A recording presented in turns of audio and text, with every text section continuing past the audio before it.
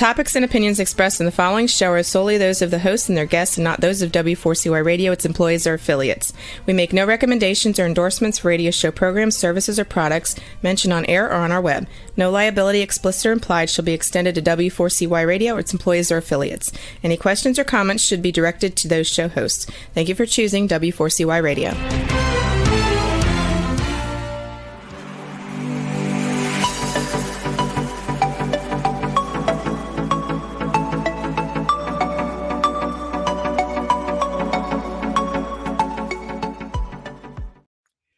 Well, welcome. Good afternoon. Bill Martinez here. Great to have you with us as we come together to take on a very contentious topic, a topic that I dare say that many senior pastors of churches have avoided. And I think part of the reason that they have avoided it is because of lack of understanding and education.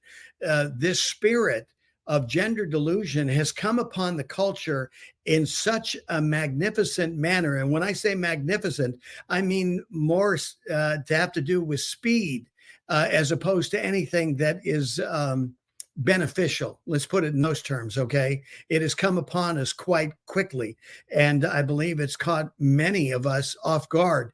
But this is something that needs to be studied and need to be understood. And we can be grateful to the DJKM Kennedy Ministries because John Rabe, who is with us, the Director of Creative Production, and Dr. Jerry Newcombe, the Senior Producer, are here to talk about their latest documentary, The Gender Delusion. John, Jerry, welcome to the show. Good to have you with us.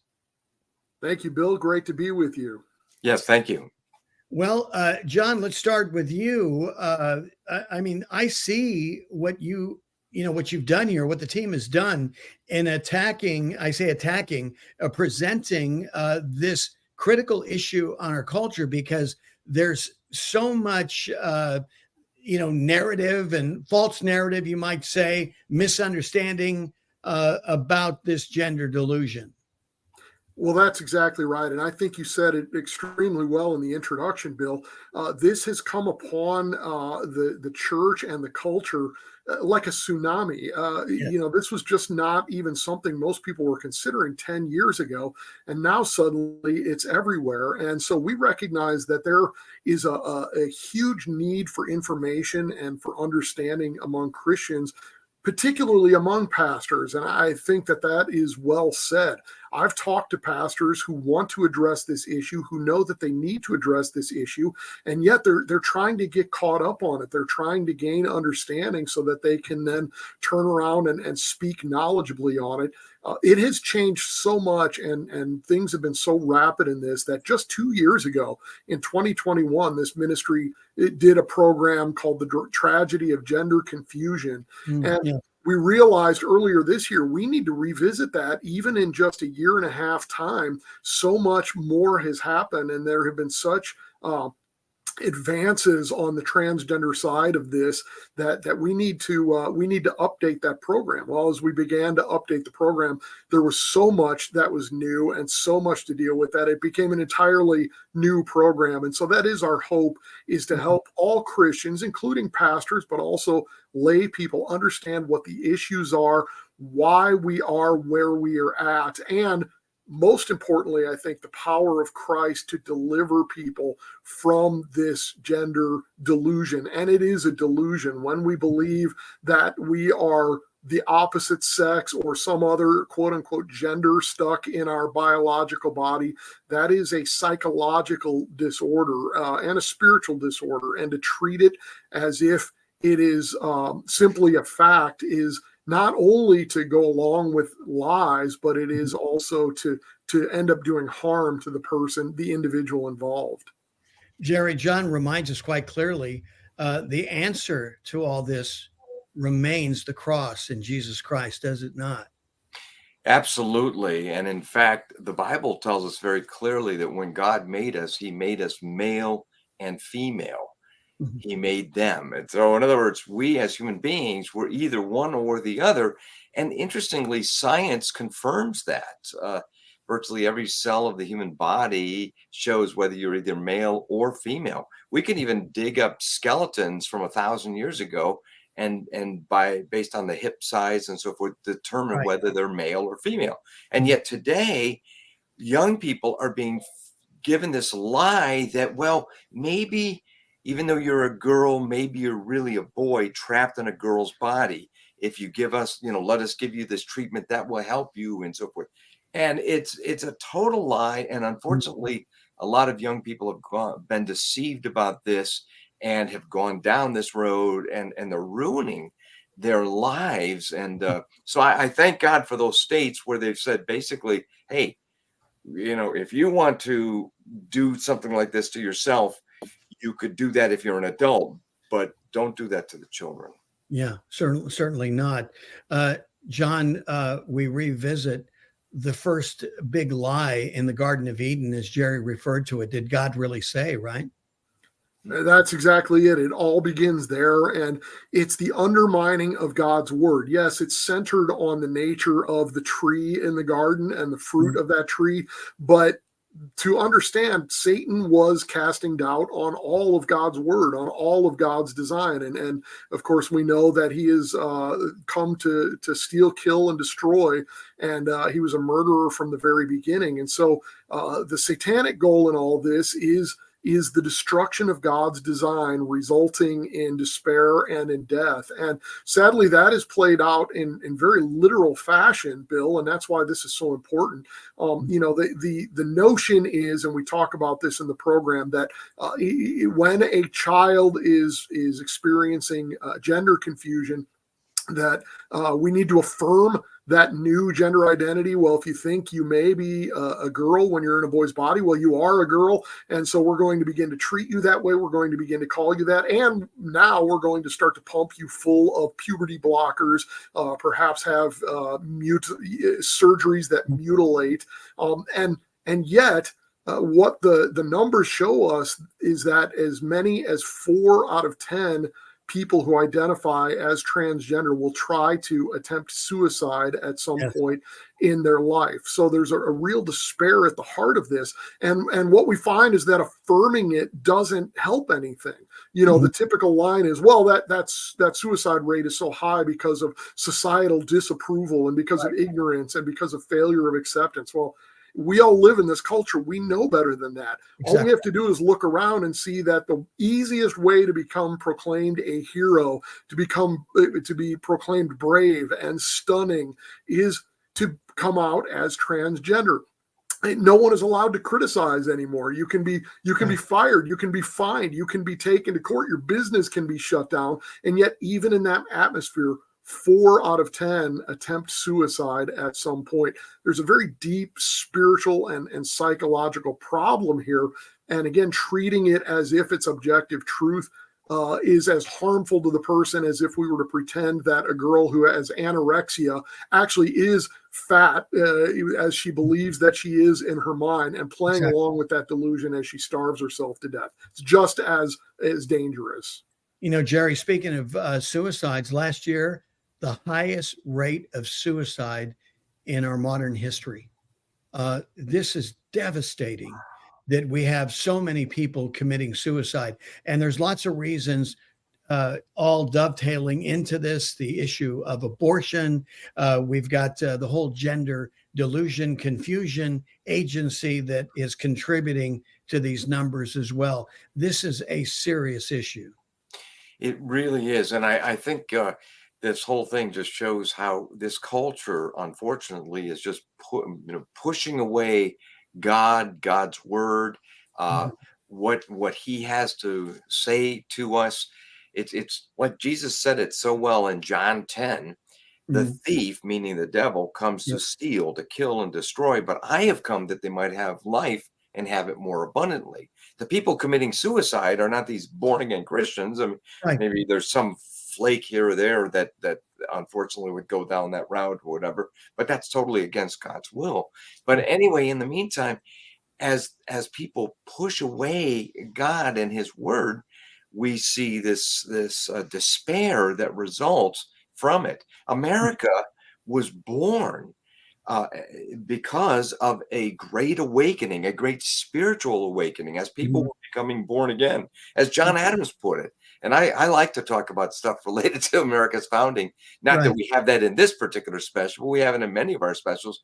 But he said that the revolution occurred in the hearts of the people a generation before Mhm. the actual revolution. So what's happening today in America, as we're rushing headlong away from God Mhm. and denying that there is a God and he has something to say about these things, including the whole gender issue, Exactly. we see despair as a result. Yeah. John, we're back at that crossroads, what Jerry's referring to.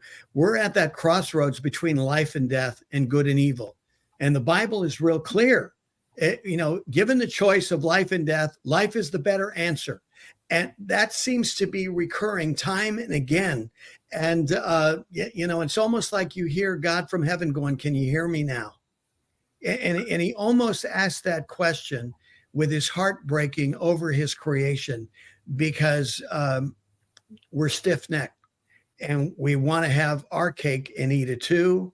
We want to see it according to our own eyes, but we do this at dire results, don't we? We do, and that's well said. Again, it all goes back to our sin nature, doesn't it, Bill? And that's something we're all afflicted with. I don't exempt myself from that. The difference is that the Lord has opened my eyes and delivered me from the penalty of my sin. But I still struggle with sin, and there are still things that I look at wrongly. But we do need to step back and see the magnitude of the cultural lies that we are now believing. Sin has infected every age and every culture. There's no question about that. But we just think about what would a culture even 50 years ago, let alone 200 years ago or 250 years ago at the founding of our nation, what would a culture think when we are seriously proposing the idea that even the definition of what is a man and what is a woman are up for grabs. Exactly. And yet that's the position in which we find ourselves, that verities that are so basic, that are so foundational, are now being doubt is now being cast upon those. It shows that it really feels like Romans 1 as we see Right. that God's wrath is unleashed, and people become hardened in their sin because they have God has revealed himself, but the truth is suppressed by sinners in unrighteousness. And so that's kind of where we find ourselves. And yet our hope is as well that there are still, the 100 who have not bowed the knee to Baal. I think that the vast majority of people in this culture, Bill, including those who are not Christians, still see this for the absurdity that it is. However, they're intimidated, they're frightened, they are afraid of speaking out because of the penalties that can come, the civil penalties, the vocational penalties at work, and so forth. So they're afraid to speak out on it, and they don't know how to speak out on it. The forces of the LGBTQ movement and the forces of the left have done a really good job of intimidating people from even speaking out. But this is the kind of thing that any average person looks at and says in their heart, come on, really? Yes. We know better. God's design in biology, it's a pesky thing. We may try to suppress the truth and unrighteousness. We may try to hide it, but it keeps popping back out. It keeps coming back. It keeps coming back. You can't hide it. And That's the power of the truth, John. Yeah, exactly. It always wins out. We're talking with John Rabe. He's the director of creative production with the Kennedy Ministries, and Dr. Jerry Newcombe, senior producer. Jerry, here it is. We have a Supreme Court justice, a woman who refuses, in a sense, stubbornly to define what a woman is. I mean, this is what our society has reduced itself to, hasn't it? Yes, and in fact, she even said, "Well, I'm not a biologist. How do I know what a woman is?" Obviously, she knows what a woman is. I mean, I'm guessing she really does in her heart of Right. heart, but she can't take the common sense, historical, biblical, frankly, scientific position that a man is a man and a woman is a woman, because it flies in the face of this new sexual orthodoxy that you will be punished if you don't, believe this.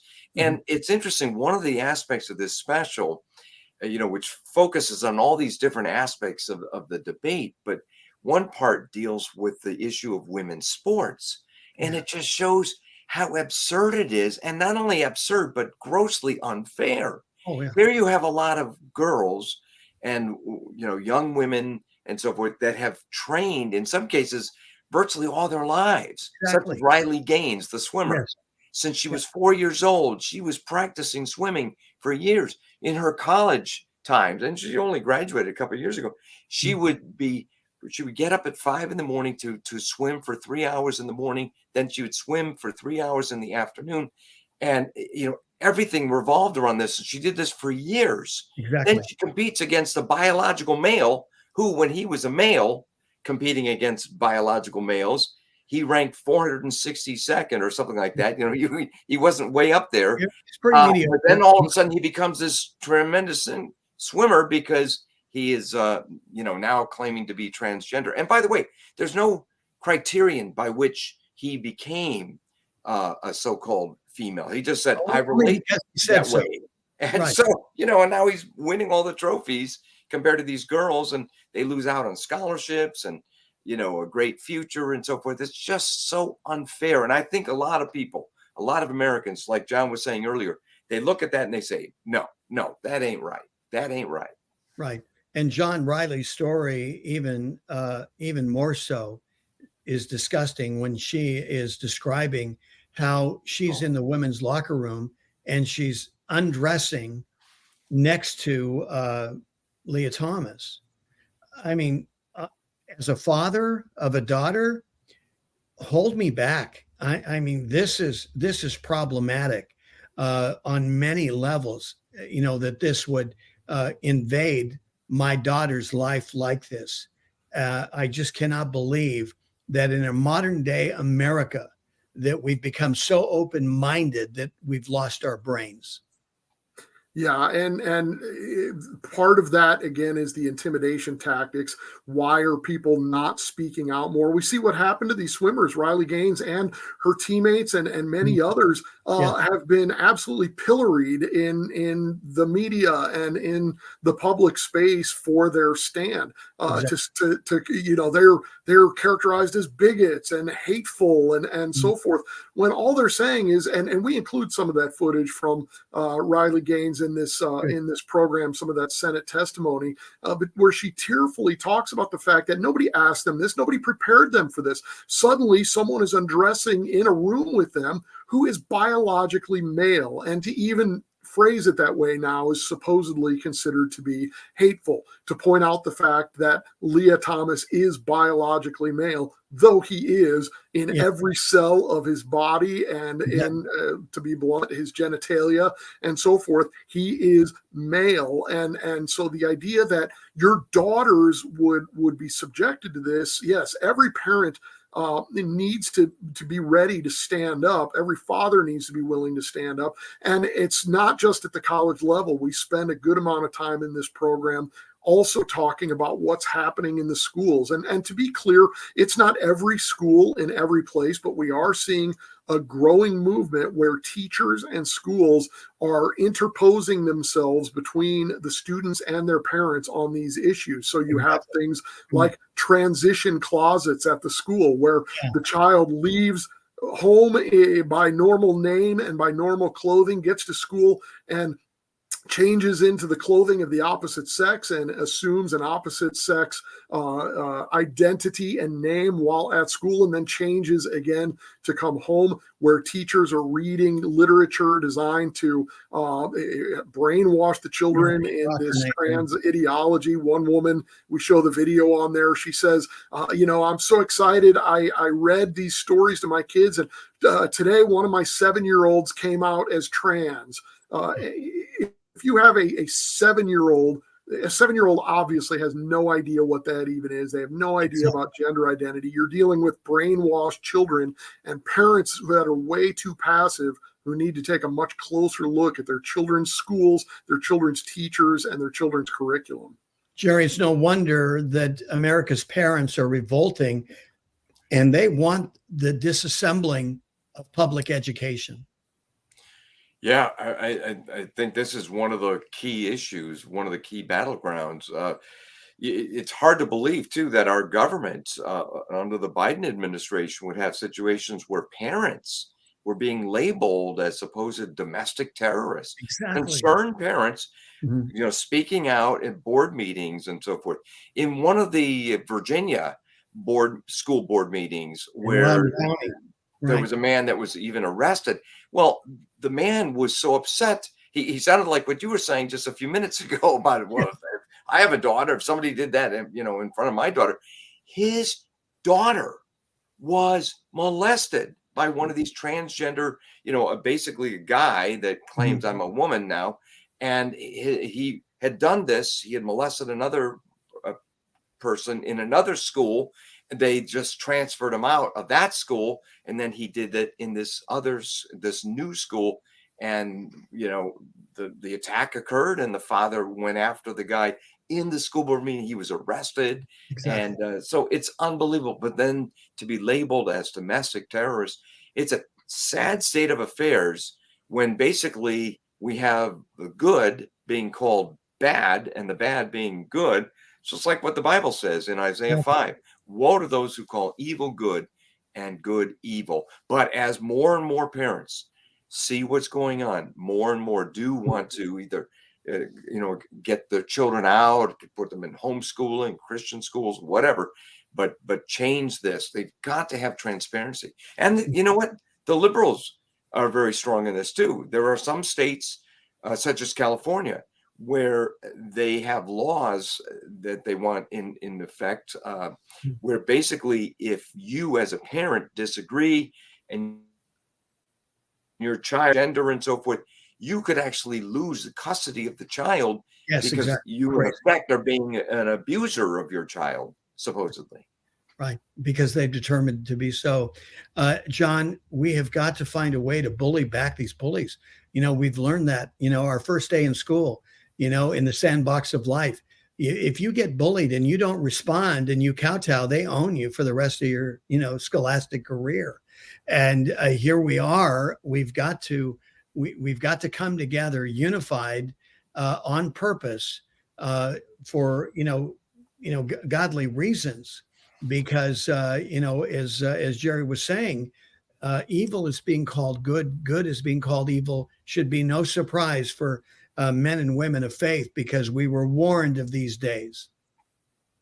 No, that's exactly right, Bill. And it's a difficult thing to say sometimes, but the reality is that all of this means that Christian parents are really going to have to be hands-on and really going to have to take a closer look at everything, because everything, as I mentioned, from their child's school, their child's teacher, the administrators, and so forth, parents have to really have a solid handle on all of that, their children's curriculum, what they're learning. They need to have that solid relationship with their children. And by the way, you don't begin to build that when a child is 12 or 13 years old. As any parent of a 13-year-old will tell you, that's not the time to begin opening those relational doors. They already need to be open. But parents are really going to have to take an active interest. And yes, it costs you something. It costs you time. It costs you toil. It costs you sweat. It'll cost you some tears. But these are our children who are at stake. Yeah. And the schools are part of it, but they are only part of it. We talk about this in the documentary as well, the Gender Delusion, but your child's screen time. Social media is an enormous driver in this transgender explosion that we've seen in the last few years. There's a real social contagion element to it. What happens when a 14-year-old girl comes out as trans is that almost in rapid succession, in many, many cases, 7, 8, 9, 10 of her friends soon thereafter also come out as trans as well. Well, are all those people really suffering from gender dysphoria, or is there some sort of social thing happening here? The transgender stuff is learned on TikTok and on Twitter and on Instagram and so forth. That's where these videos that that explain this, that help the child see there's all sorts of approval to be had there. And so parents really have to bear down. It's not just as simple as locking your child in a room and pulling out the Wi-Fi. It's relational. It's following up on these things. It's closeness, but it really needs to happen because I'm telling you, they're inundated. You know this, Bill. They everywhere they turn, television, social media, school, friends. It is everywhere. And 1 hour of church a week or 20 minutes of hanging out with our child in the evening is not going to be enough to overcome that. Dr. Jerry Newcombe, have you ever heard from a parent that they regretted spending time with their children? No, never. In fact, remember when Barbara Bush spoke at Wellesley, the graduation ceremony years ago? In fact, a lot of feminists were upset. It's like, why are you having her speak? Right. It was her husband that was the president, George H.W. Bush.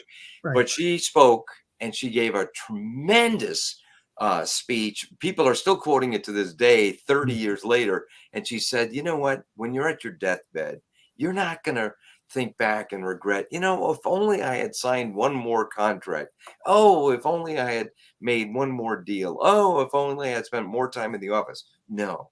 You'll be regretting the time you didn't spend with family and friends and loved ones. Exactly.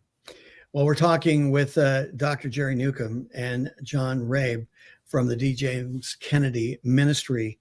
John, I can't help but, ponder on what the psalmist had to say about how God wove us in our mother's womb and what a miraculous and awesome consideration and picture that presents. And here you've got this alleged modern medicine who, they think they have a better idea.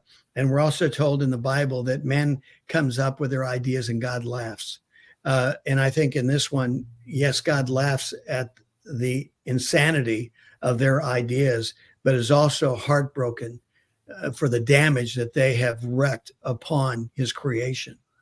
Yes, and as you point out, we are fearfully and wonderfully made by God, woven together, and yet this movement attempts to deny that design. It attempts to undo that design, and it's just a variation, as you started earlier with, Bill, on the garden, undoing God's design. Did God really say? Is that really who God is?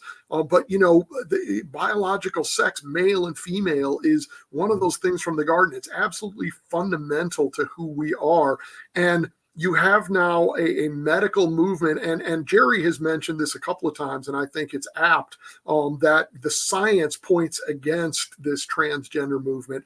There are, to be sure, doctors, an increasing number of doctors who are prescribing these terrible treatments to children who believe that they're transgendered, and to adults for that matter, including medical mutilation, including cross-sex hormones and puberty blockers and so forth.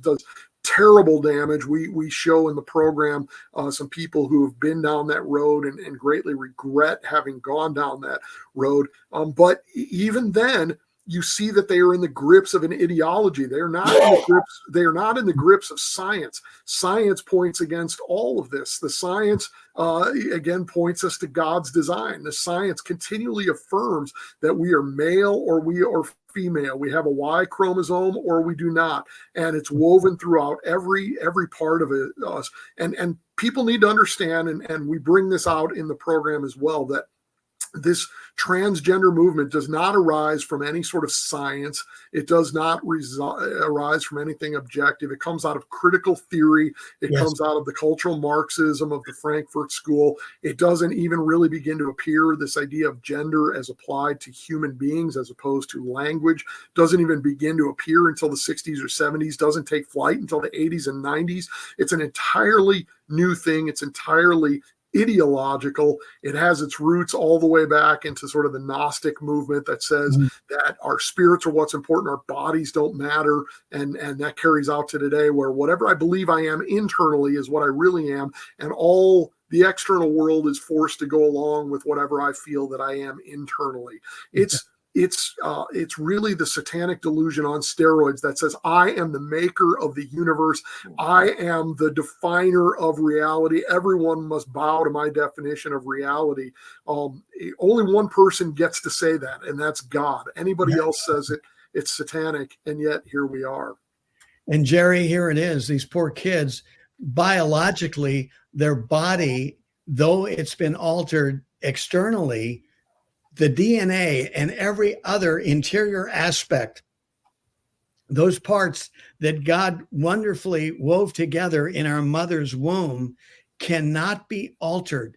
Science, fact, tells you it cannot be altered. And here's these modern scientists and these carvers of human bodies, and our children are allowed to continue on with this. And again, sadly, it's all about the money. I mean, these surgeries are not cheap, and you are beholden to these surgeons and the medical class for the rest of your life, right? Yes, and in fact, I'm glad you mentioned that. There is a financial factor in some cases involved in this. Terry Schilling, one of our guests in the program, he's the president of the American Principles Project, and he's a major critic of the transgender movement because it's so harmful for children and for society and adults, everybody, everything it touches. But he said there is this profit motive people cannot ignore. Yeah. He said these hospitals that do these transition surgeries and so forth, transgender surgeries, they make a lot of money in like $100,000, I think, Jerry, something like that, or maybe even 70,000 in the cheaper version. But and by the way, it really doesn't work. I mean, in other words, if a person goes through surgery and they have certain parts cut off and other parts, remade and so forth, it doesn't work. They don't become, a boy doesn't become a girl, and a girl doesn't become a boy. I don't care what, the society says, what the left says. But this profit motive should be noted, as well as big pharma. Big pharma is making a ton of money. Now, I think it's very important to realize this. Europe, Northern Europe, has gone down this road earlier than we did. I'm glad you brought this up, because I was going to have begun to stop it. Exactly. They have closed down some of these centers where they transitioned these children and so forth. And George Grant, one of our guests in the special, said that after 8 years of people getting transitioned, so most of these statistics would be coming from Europe. After 8 years of a person going from a transition and becoming transgender, 81% of them regret it, and 40% end up committing suicide, not attempting suicide, but committing suicide. So this, even if somebody was suffering truly from some sort of confusion about, am I a boy, am I a girl, whatever, this solution is far worse than whatever anxiety they're suffering. The problem, the cure is much worse than the disease, if you will. Yeah, that's really the bottom line. John, the documentary, The Gender Delusion, as Jerry was referring to, which makes this so powerful, is that you have real people, real stories that the audience can relate to. Share some of those, if you would. I'd be glad to. And I really do think, I think that this program is extraordinarily important, but even taken as a whole, I really believe that those stories are the most important part of it. And that is because, we do live in a culture where the stories carry a lot of weight. And that's always been true. Jesus told stories, but those personal stories mean so much. And it shows us that there really is another way. These are the stories that you don't hear in the media. And in fact, there's a lot of pressure, much in the way that we had beginning, I'd say, about 30 years ago in the ex-gay movement, where there was so much incredible pressure placed upon them and so much hatred directed towards them, people who had been delivered out of homosexuality.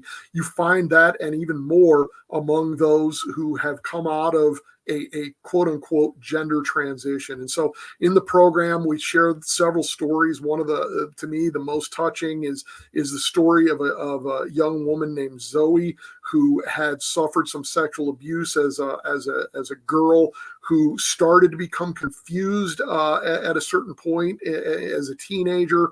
And had been encouraged along the idea that maybe she was actually a boy in a girl's body.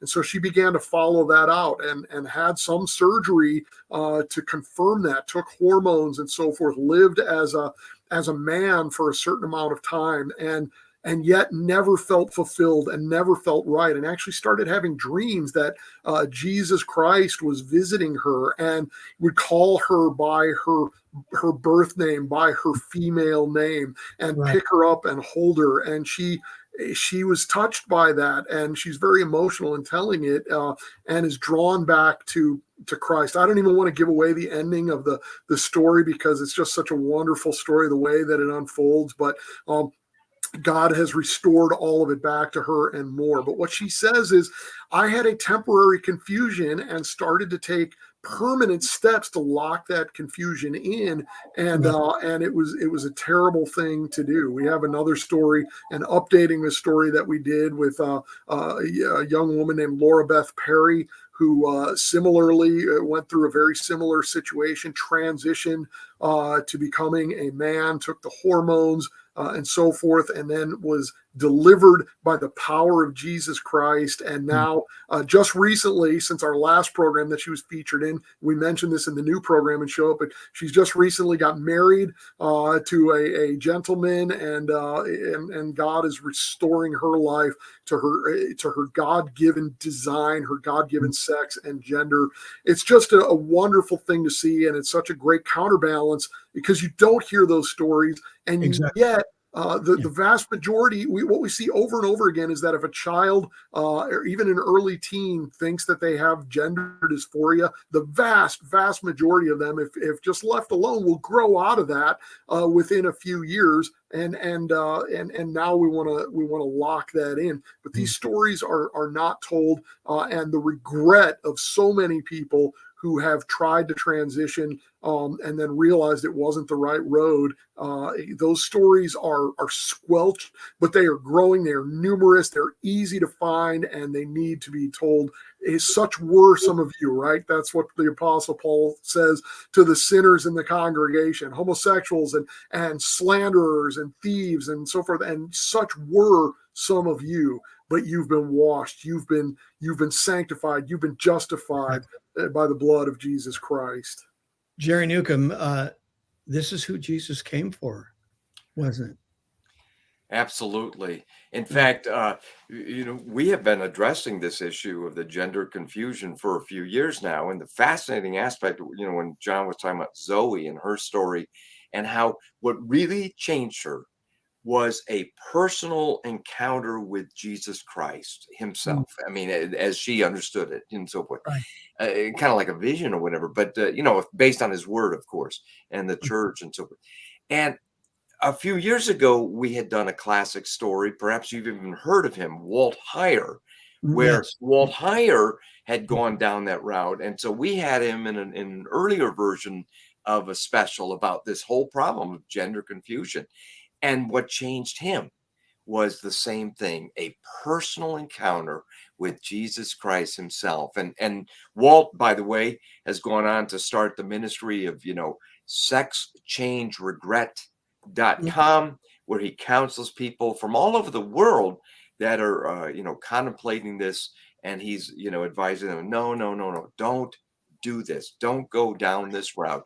But certainly, as has been noted, the society, the culture, the media, the high-tech media, they squelch, as noted, any dissent on this. And so let's say 5 to 10 years from now, we get down the road, we'll look back at this and it will just be awful. In fact, Terry Schilling, one of the points he's made is, I tell you what's going to really help bring a screeching halt to much of this is the lawsuits. The lawsuits from these poor young kids that were sold a bill of goods. They got their body parts chopped off and so forth. They can't retrieve those. No, it's done till the day they die.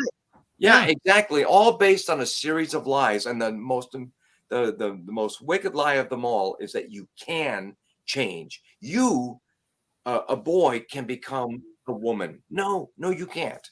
You may become the bearded lady. You may become, whatever. You may become somebody with a wig on, or, maybe early for Halloween or whatever. I mean, the bottom line is you cannot change, and you have to recognize that. And the vast majority of these children that are suffering from any form of gender dysphoria, the vast majority of them, unless it's interrupted, the process is interrupted, they come out of it around puberty. Right. Well, and this is what research, the empirical evidence has indicated, Jerry, that this too will be worked out, but you have to give each individual that opportunity. I mean, at 7, 8, 12 years old, making that decision. Now we go back again, John, to the Garden of Eden. Who told you? Yeah, no, that's exactly right. And again, it's this attempt to confute God's word, to undermine his design in every respect. And it's having enormous success. This really has become a social contagion, and it cuts directly against God's design. And so pastors need to be not only teaching and preaching about God's design, but we have to be explicit. It's not enough, and this is true of a number of things, but if you look through some of the great confessions of the faith, they will lay out, here is our resolution, here's what we are for, and then we'll also lay out what we're not saying. So we affirm this, we deny this, we affirm this, we deny this. Okay. That needs to be happening as well with the with teaching on things like gender. When we're teaching about God's design in the Garden of Eden, we have to be explicit and clear about how that contradicts the cultural teaching of the day, how that contradicts the teaching that our culture gives us about same-sex marriage, how that contradicts this idea of transgender, when the Bible clearly tells us, and God himself clearly tells us, that male and female, he created them. That is to the design in the garden. And then the command is given, what we call the cultural mandate: go forth, be fruitful, and multiply. And what our culture has done, again, as Satan's influence works his way through, and as he works to undermine God's design is to be fruitful and multiply. And so our culture increasingly accepts things that destroy fruitfulness, increasingly accepts marriages that, by definition, not by happenstance, not by biological fluke or circumstance, but by design, unions that by design cannot produce fruit. We undermine the fruit of the womb in abortion. We say, okay, let's go ahead and destroy that so that you can carry out other tasks, that you can be more satisfied in your life in other ways. It's an assault on that design, which is for us to be fruitful and to multiply. So many things are tied together there in the garden. Satan has his wiles. He will find new and different ways of undermining God's word, but when you really look at it, it's always variations on a theme. He's endlessly creative in those variations, but when you learn to spot them, you see them for what they are. And we feel sympathy for people in the transgender movement, many of whom are legitimately confused, many of whom have been terribly misled and been given bad advice. So individuals who are involved in that, we can have a great deal of sympathy for. But when we look at the ideology that drives it, we do have to stop and say, this is Satan right back to the Garden of Eden. Yeah, without a doubt. Jerry, this is why a biblical worldview is so key, isn't it? Yes, it is. And the biblical worldview really is at the heart of what D. James Kennedy Ministries is all about. And I think it's really neat that you can even just log on to djameskennedy.org and just watch part 1 of, the Gender Delusion. You can watch part 2 and so forth. And there's even a DVD that's an hour and a half long. So there's some material that we weren't even able to, time-wise, put it in the various broadcasts. But a biblical worldview is so key. And in fact, it was a biblical worldview that gave birth to America. I mean, we exactly. Are the beneficiaries every day of the fact that the founding fathers said that our rights come from God. Biblical concepts, undergirded all of that. America stands really for two things: self-rule under God. That's what the American experiment is all about. You look at the Constitution, again, we see a biblical worldview at work. We see, number one, the fathers knew that our heart is sinful, and therefore they divided power. That's it's woven throughout the Constitution. But there's another aspect that people are not familiar with, and I think it's really an interesting one, and that is that the Constitution was really, in many ways, a byproduct of the biblical concept of covenant, beginning Yes. with the Pilgrims and then continuing with the Puritans and so forth, up until the time you get to the Constitution itself. The self-rule under God in a written format, signed by the witnesses. This was a covenant that they Yeah. created. Even the word federal, as in federal government, is derived from the Latin word foedus, Foedus, which means covenant.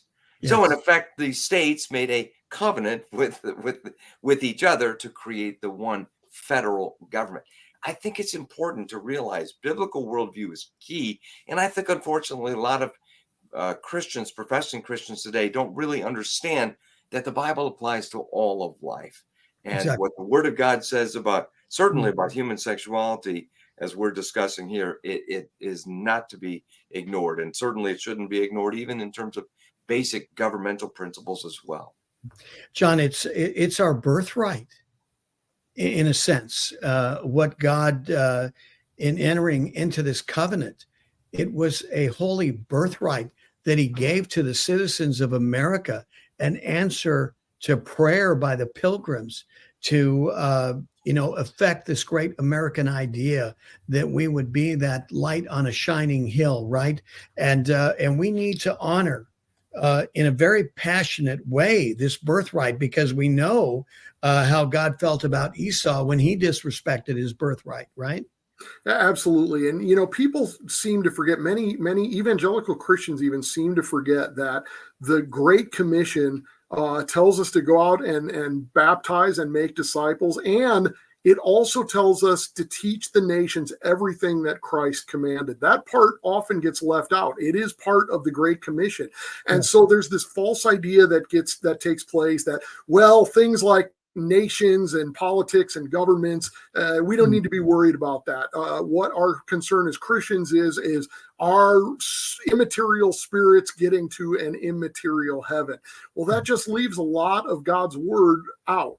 And Exactly. our forefathers didn't view it that way. A biblical worldview doesn't view it that way. A biblical worldview recognizes that God saw the creation. It is good. We are to live in this creation. We are in the world. Yes, we're not of the world, but we are to live in the world and to share those commandments. And so it becomes a stewardship issue, Bill. We've been given this amazing gift by our forefathers. They bequeathed us this legacy of representational government and freedom and liberty, self-government under law, and to fritter that away Yeah. is more than irresponsible. It actually is a failure to obey the commandment to honor our mothers and our fathers. Exactly. Jerry, we've got a couple of minutes left, and I want you to summarize this documentary and remind people how they can access it. And, because this is so important. Knowledge is power. And I look at what, you and John and the team have put together in the Gender Delusion as a true gift to the church. Well, thank you very much. And thank you for the opportunity to talk about it. And again, people can get more information at djameskennedy.org. You can even watch major portions of the program itself and then learn how to get the DVD and then share it with others. But in the special, we deal with this, of course, from a Christian perspective and a scientific perspective as well. We inform the viewer some of the developments, what's going on, and especially how it's just making incredible inroads in a lot of the schools, and then how a lot of parents are getting concerned once they learn about it. Then we have those stories that we talked about, and there's also the section that we deal with sports, which I think is perhaps maybe a common ground that even the people that may be totally in favor of the transgender issue, maybe even, they might be willing to say, you know what, that isn't fair. So I mean, you think about I'm not much for sports, but Martina Navratilova. Yes. Yeah, her too. But a famous, Yes. tennis player. I understand she's a lesbian and so forth, but Yes. she says it's not right That's for right. men, biological males, to be able to compete with biological females. As Riley Gaines says in the special, we're not talking about bigotry. We're talking about biology. Exactly. One of the girls in the program denied for the opportunities for scholarship and so forth as a track runner, high school girl from Connecticut. She says, I'm all for fair competition, but it's got to be fair.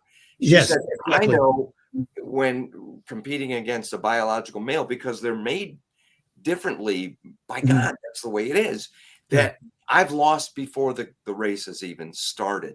So this special shows in a realistic and compassionate way, with compelling stories, and you're showing the gospel at the end, how Jesus Christ is the ultimate solution to these things.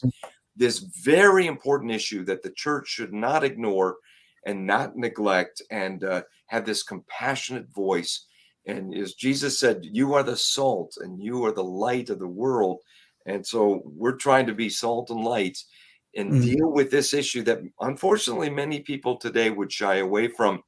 But it's out there in the culture. It's out there on TV. It's out there on the cell phone. So we got to get the Christian side of it. And I think, Lord willing, this special really does that. Well, remind him of a website real quick. We got to put a wrap on this.